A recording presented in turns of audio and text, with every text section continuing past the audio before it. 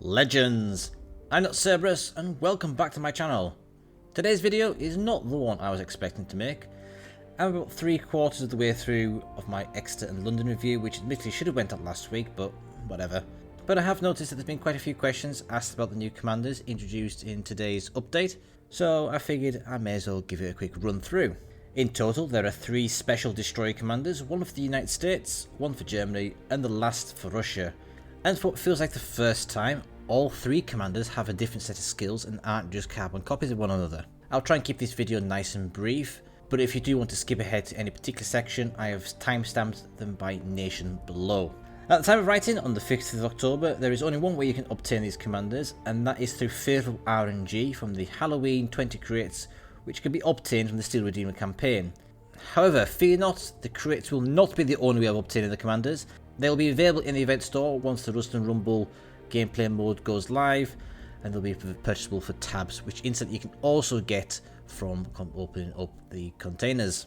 No word on the prices, all we know is that the event will be going live from the 19th of October, with more information being released by Wargaming from the 15th.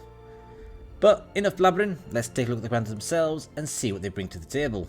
First up we have Vincent Mordoff, who is a commander for the United States. A man of few words and even fewer redeeming qualities, Vincent has always been a loner. Nobody knew what he did in the past, and frankly, no one really wanted to. Mordoff had been perfectly fine with that all of his life, until he met Charlie, a well-behaved golden retriever that just turned up on Vincent's doorstep one day. Initially he tried to shoo the dog away. After a while he began to realise that something was growing inside of him, something he could no longer ignore, and that something was love. To cut a long story short, the dog stayed with him and bonded with the man, and the two soon became inseparable. That is until the big bad man's people, the Claw's goons, came to Vincent's hut and took Charlie away. Ever since then, Mordoff has had only 2 goals: to find his best friend and to punish those who took him away. His bit of backstory out the way, let's have a look at his traits, and his base trait is called Waste Not, and that brings the first of some very long overdue DD focused skills to the game, which battleships and cruisers have benefited for some time. This skill reduces the reload time of your destroyer's main guns by up to 6%. For his selectable perks, you are essentially looking at a Halsey clone with contact is imminent, observant rage, look at me now, mortar, back in stock, twist and track and 1,000 cuts, with smoke on the water, cloudy days, and his unique skill, Sheltered Arms, finishing the non-legendary skills. This skill decreases the chance of your ship's main battery guns and torpedo tubes getting disabled, and at max mastery it prevents them from being disabled entirely. However, that does not stop them from being destroyed. As with Halsey, the legendary skills are Unstoppable and Leviathan, and in terms of gameplay, well, it's very clear that this guy is 100% focused on maximum Daka Daka, and a variety of different skills you could take depending on just how aggressive you want to be. When it comes to building for standard battles, the choice would vary on whether I was in a division or not, if I'm totally honest, although it would likely take the shape of Observant Rage, Mortar, Twist and Track when I'm solo, possibly 1,000 cuts depending on which my division buddy, and Sheltered Arms. Legendaries, it would have to be Unstoppable, no question asked, and I would use the same inspirations as I have set up on Halsey, with Sims and Bay giving me a touch of extra concealment and extra hit points. Hopping over the Atlantic and into the German Navy, we have Blue Furiora. Full disclosure here, this is probably the commander I would hope not to drop for me, as while I can see some very niche gameplay in certain ships, in particular a Z-23 that can turn out torpedoes every 50 seconds with a full concealment build, I can't see her being a go-to for standard battles, although I would imagine clan battles or ranked battles or other competitive game modes would maybe be a bit different, but we'll have to wait and see, I guess. Anyway, ever since she was a little kid, Furiora loved playing the bad guy. She used to sneak up on people, put a stick to their backs as if it was a gun, and whisper, "Give me your stuff or else." The sound of panic in their voices and the look of their wet pants has always been her favourite thing in the whole world. Needless to say, they did not make her very popular amongst her own people, so after another one of her innocent jokes, she was promptly exiled from the community. In an unlikely turn of events, being exiled actually saved her life. Just a few days after she had been asked to vacate the premises, her people were exterminated by the notorious warlord known as the Claw. Ever since then, he has been at the top of her list of people that deserve to wet their pants, and this time, she will not be holding a stick.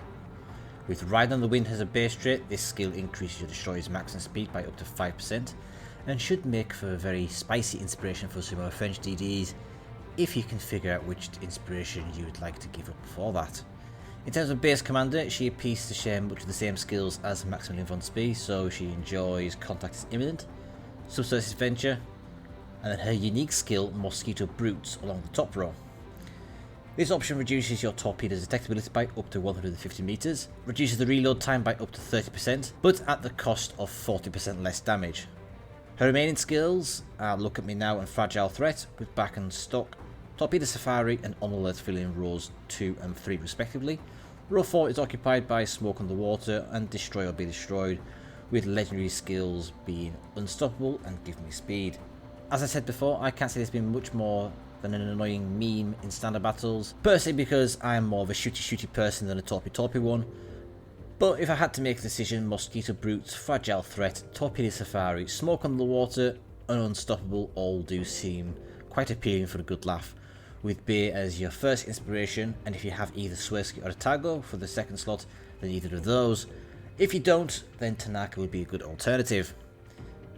And last, but definitely by no means least, and arguably the strongest of the three commanders, we have Sergio Splendento.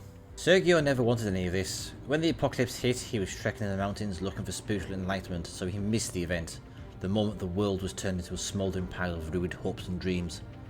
Seeing that fuel was becoming the most important commodity in the world, and people were slaughtering each other to obtain it, he knew he had to do something about it. A chemist by trade, he turned his gaze to dangerous experiments, trying to produce a new kind of fuel, one that would be much more effective than your run-of-the-mill gasoline. Unfortunately, the fuel had a few teeny-weeny side effects. It was insanely toxic, volatile, and explosive. So explosive in fact that it worked great as a weapon of mass destruction, which sounded good to the Claw, a nefarious warlord famous for countless killings and pillaging. He wanted that fuel's recipe, and he sent his people to get it. They ambushed Sergio, stole the recipe from him, and left him to die.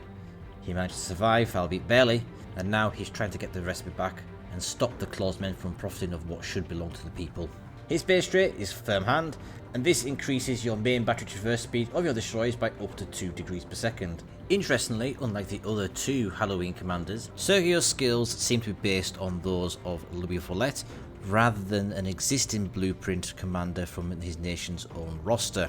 What that means is that he gets access to Contact is Imminent and Quick Fix in row 1, Look at Me Now, Flank Speed and Go All Out in row 2, back in stock, Glass Cannon with Stand or Fall in row 3, with Smoke on the Water, Sidestep and his unique skill, Iron Shod, rounding out the main list. This skill, when maxed out, reduces the chances of your engine and steering gear being knocked out by 80%. As with Follette, Splendento gets Unstoppable and Rather Torching as his skills. Iron Shod, however, is not a skill that I would use. See, the Russian DDs have only just got a lovely buff, which reduces the chances of their steering gear and engine getting knocked out considerably already. And they've also just had a damage control party buff, which doubles its duration. So, in my view, you're putting all your eggs in one basket by focusing solely on protecting your steering gear and rudders. Instead, I would actually recommend using one of my Fanta Volette builds. So this build should work very well on Tashkent, Leningrad and Gremyashki, specifically due to the long range torpedoes. But the build would be Contact Imminent, Go All Out, Stand or Fall, Sidestep and Unstoppable, with Erich Speer and Williamson's inspirations. Now, if you're going to use that commander on any of the other Russian destroyers, I would actually recommend switching out the Contact is Imminent to Quick Fix, because your torpedoes are already pretty fast anyway. And that's it. Your very quick round with the new commanders. I hope you found it helpful, and if you have, don't forget to leave a big thumbs up below, subscribe and share it, as it helps the channel greatly. This week I'll aim to get reviews out for West Virginia, Benham, and of course the aforementioned Exeter and London too. I'm also going to be starting a weekly-ish montage series featuring gameplay moments of epic successes and monumental failures. If you're interested in having them featured, you can email them to me@notcerberus.com. And on that note, thank you for watching, take care, and I'll catch you next time. Bye for now.